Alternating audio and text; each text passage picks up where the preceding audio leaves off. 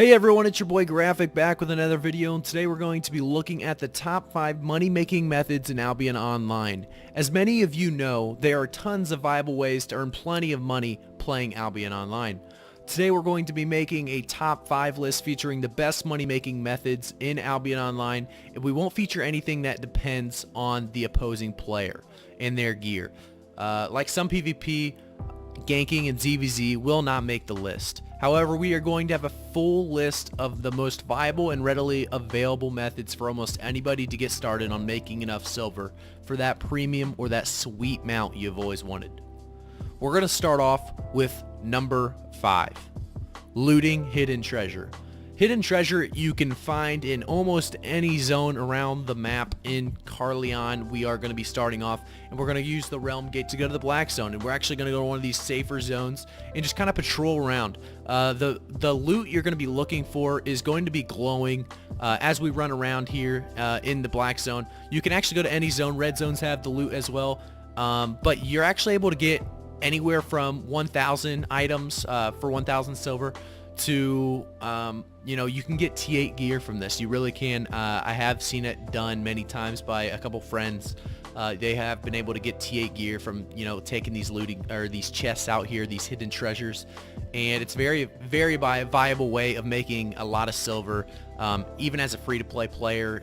If you need to get that premium membership, this is a viable way. Obviously you're not going to be leveling anything like if you were gathering or killing players or mobs, but it's definitely a viable way. As here we see and spot the yellow hidden treasure. This piece right here, worth a good chunk, and we get some decent silver here. You can get a lot better than this. This is not going to be the best silver, but that is why it's number 5, as you also get that 3k silver that drops on the ground. And now coming at you at number 4, like you see above, is random dungeons. Random dungeons have been on the map here for a little while now. Ever since they came out, they've been great fame. They've been great silver. One thing you're going to notice is you can't really do random dungeons alone, and you're actually going to be able to see on the map here, I'm doing one in Elmwood, which makes it a tier 5 random dungeon. When I'm talking of the highest money-making methods, obviously I'm going to be talking about the highest money-making methods you can do. So T8 dungeons will be obviously stronger than a T5 dungeon for collecting silver. So do the highest dungeon you can do, as this is the 4th highest in the money-making guide.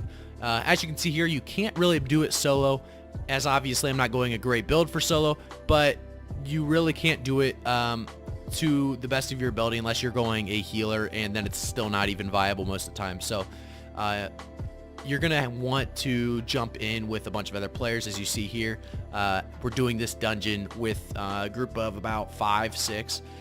Usually you want 5 or 6 players when you're doing this, but if you are able to do a solo dungeon somehow, it is definitely worth the silver. You're going to be getting a lot more silver, as you won't be able to you won't have to split it with anybody. The less players, the less you split silver-wise, obviously, in your party, and the less loot you have to split as well when you open the chest. So right here, you're going to see that we do kill this boss, and once you kill this boss, you get some decent silver when we collect the chest real quick. We get some bags of silver, and then usually you get better items than that. This was a green chest, and I think this was early on in my Albion Online career, so I think this was probably a lower tier. But now we're going to be jumping over to Gathering, number 3. A lot of you guys might underestimate Gathering. You think maybe, Random Dungeons has better loot. It has, more silver gain to be had, and I would have to 100% disagree. With what I've seen from Gathering, it's very strong. If you can do T8 Gathering at any point in time, whether it's skinning or woodcutting or whatever you're going for, whatever stat or gathering ability or skill you're going for, it actually gives you insane gold or silver that you can transfer into gold if you would like, but it gives you insane silver. This tier 5 leather, I believe, is selling for, I'd say it's about 800 silver, and you might have to check me on that, but it's selling for about 800 silver a piece, and you really start making your money at tier 6. Tier 6 is where you start making most of your money, because those zones are 4 through 6, and you really start getting better and more efficient at tier 6 because you're able to do everything in the zone. And tier 6 is where you're going to be able to find a lot of those 6.1, 6.2, 6.3s in that zone. So Gathering is definitely number 3 on the list today, as the silver can be amazing from tier 6 and through 8. I know 5 is actually not bad either, but you really do start to make that jump at tier 6 through 8. So gathering is definitely number 3.